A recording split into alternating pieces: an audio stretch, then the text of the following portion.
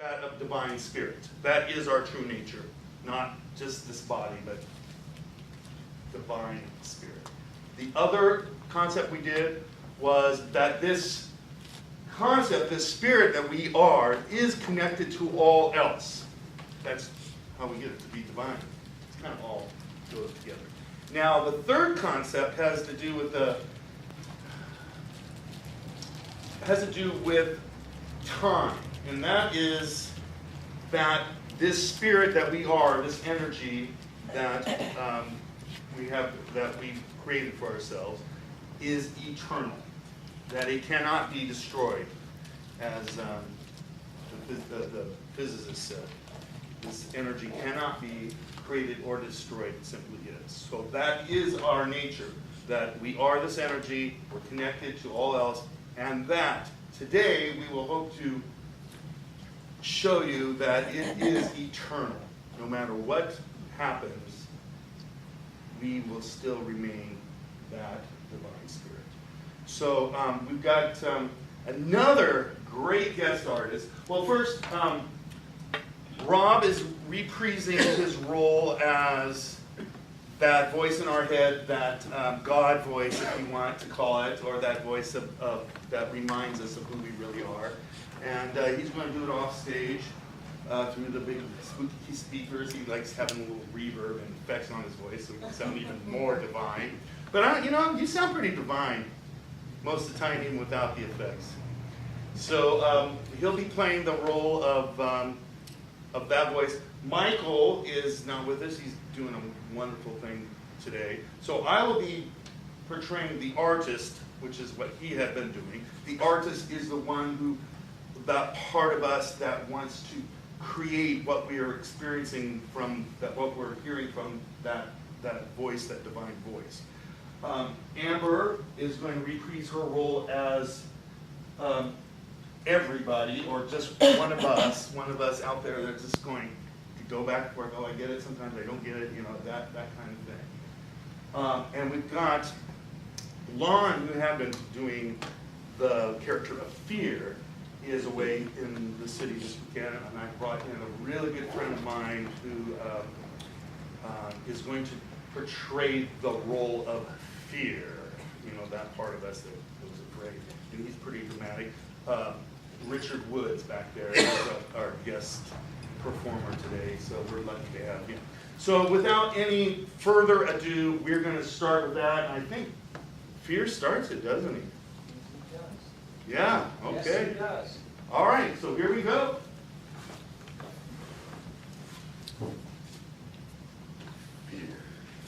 I need more power. I'm losing control. I need more power. Power! Power!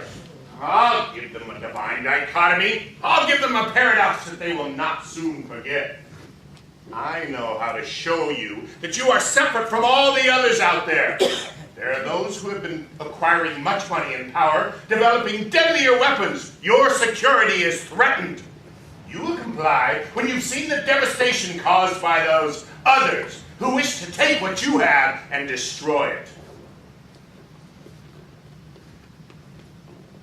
And yes, oh yes, you will acquiesce even more when you hear the sounds of death echo through your feeble, frightened minds. I can touch all points on the globe. Not even art can transcend this ultimate fear of death. Weapons of destruction. Threat to the United States. There's dozens of ballistic missiles, sponsored and sheltered terrorists. Pain, suicide bombers. Weapons are equally biological weapons, including anthrax and botulism. Biological and chemical agent to kill millions of people. Chemical weapons, including BX and sarin, mustard gas. To a massive and sudden. Massive death and destruction. Death on a massive scale. My modern flag as most can see, filled with haze and frightened dreams, move and push with backward eyes, your soul and body always dies. Look around, you modern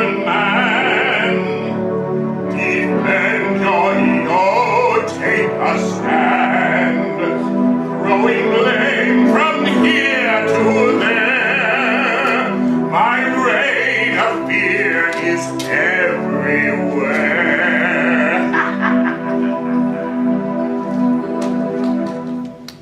Yeah, that's pretty evil. Everybody is afraid. God, I'm afraid.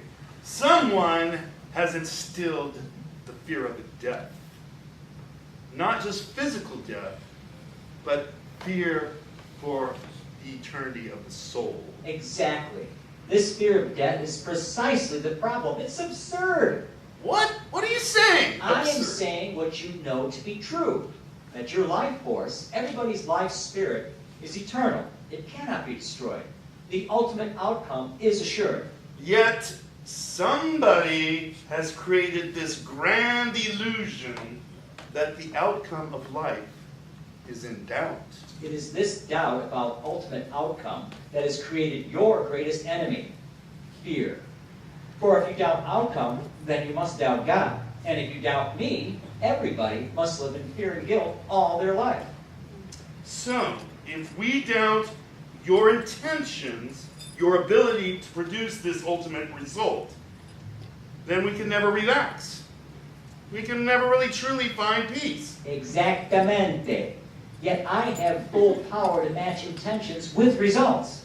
You refuse to believe in this, even though you claim that I am all-powerful, and so you allow fear to create in your imagination a power equal to God, in order for you to find a way for my will to be thwarted. That would probably have to be Satan, right? Beelzebub. You have even imagined me needing to go to war with this thing, as if I've solved problems the way you do. Finally, you've actually imagined that I could lose this war. All of this violates everything you say you know about God, but this doesn't matter. You live your illusion and thus feel your fear, all out of your decision to doubt me. Okay, well, what if we decided to make a new decision? What if we chose to know that the outcome is assured, no matter what? I'll tell you this. You will live as the Buddha did, as Jesus did, as did every saint you have ever idolized. Yet, as with most of those saints, somebody will not understand you. And when you try to explain your sense of peace, your joy in life, your inner ecstasy, they will listen to your words, but not hear them. They will try to repeat your words, but will add to them.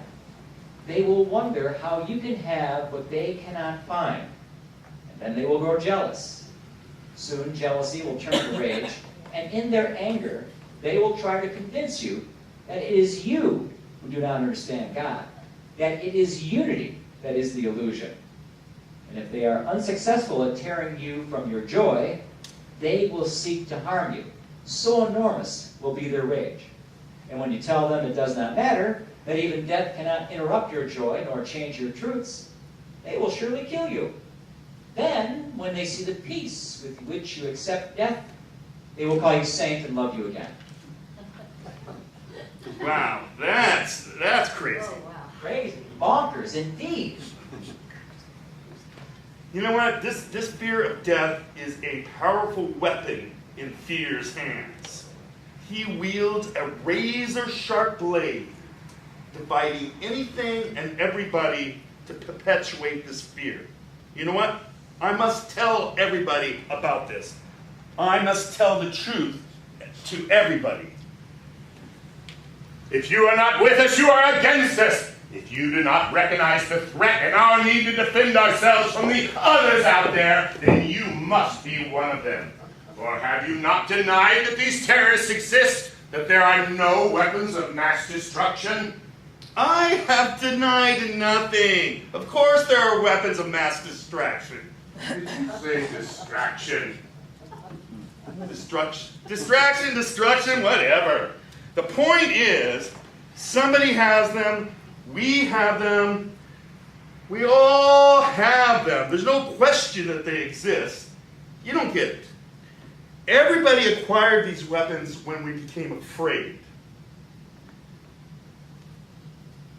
You can take them away from us, but He will always give us more. The more we are threatened, the more fear will give us. He's always happy to accommodate. He's even told me that I am a weapon of mass destruction. If I chose, I could come in here and blow this whole building up. Hell, 3 of us could take down the whole city if we wanted. We are those weapons. Everybody knows that these weapons, that we can make weapons that destruct, but that would accomplish nothing except to feed him. Every time we put our attention on him, we create more of him. But what do you propose we do? Just allow them to come over here and kill us? Should we stand back and do nothing? Do nothing?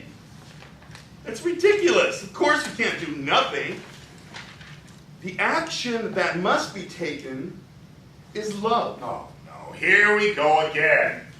Not another one of your paradoxes. No paradox. This is the only logical course of action given what we say we want to accomplish, which is to stop somebody from terrorizing us. There is no logic to love. Perhaps not. But let us consider the course of action we have been taking. Let's see if it has been achieving what we say we want it to achieve. And what is that? What is it that fear has been promising us? Peace, prosperity, security, safety? Would this be an accurate assessment? Yes. The current course sees us seeking out to identify those who will create the next terrorist acts. When we know that this person or group of people will indeed try to harm us. Which is a pretty big assumption, don't you think? The solution that we promise is to eradicate this threat so that they will not be able to do us harm, and as a deterrent to those who might harm us in the future. You mean kill these people? Yes, whatever's necessary. All right, well then let's imagine that you are the father, the son, the brother of this terrorist you have just killed.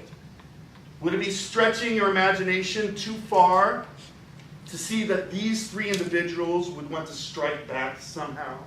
That their grief and fear would be so great as to cause them to do the very act which you tried to stop in the first place? Well, they would have to be eradicated. Yeah, killed also. Yeah, that's the next logical step in this solution, which in turn would create 9 more fearful, angry terrorists. I don't like where this is going. Yeah, I don't like where this is going either. This solution does not appear to work, given what we were hoping to accomplish.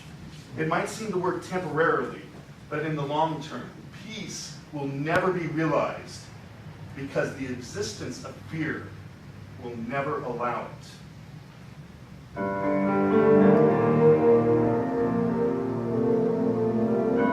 Many men go out there fighting for their homes, fighting to defend you. No heart gold, no hearts be married. Yes, they are my true.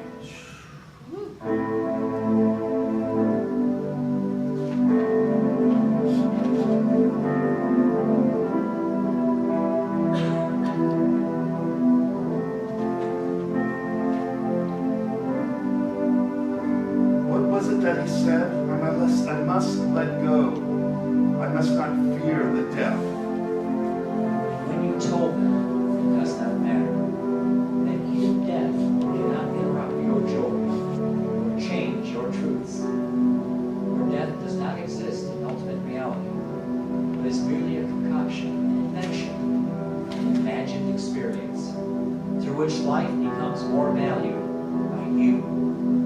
Therefore, do not be afraid. You cannot die. You can only change the form in which you live. Fears, illusions, plain to see, yet love will always set you free. Turn around with open eyes, recognize the fears despise.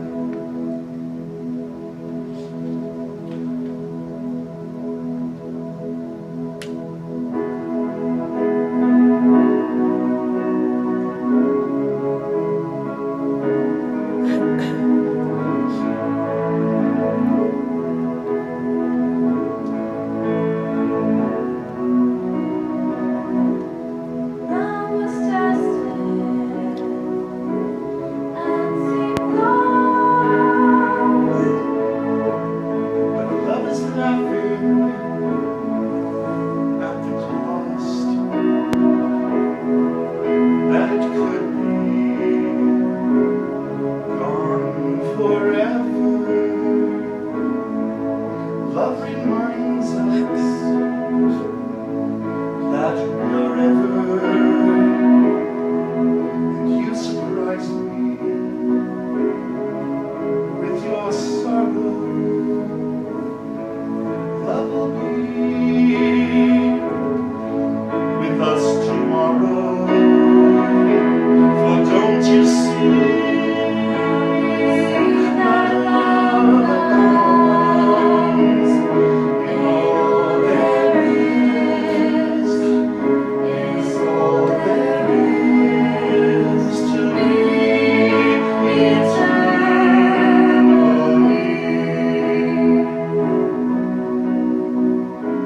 Then love is all things.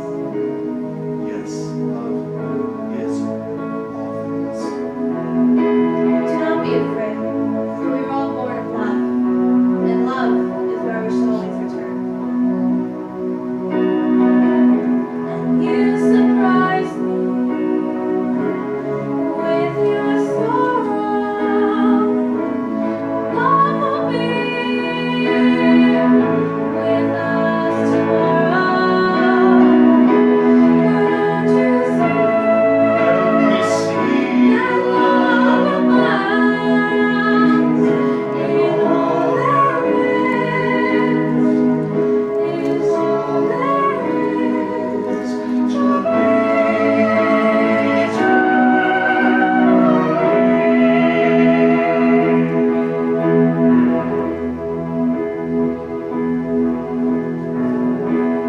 as you see in this night. We are all as one in this sound, all one voice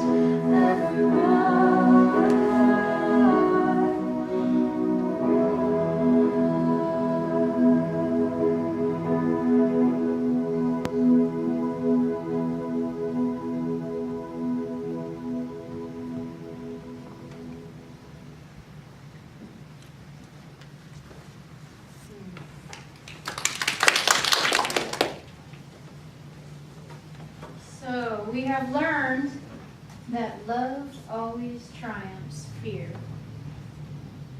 Takes a little while.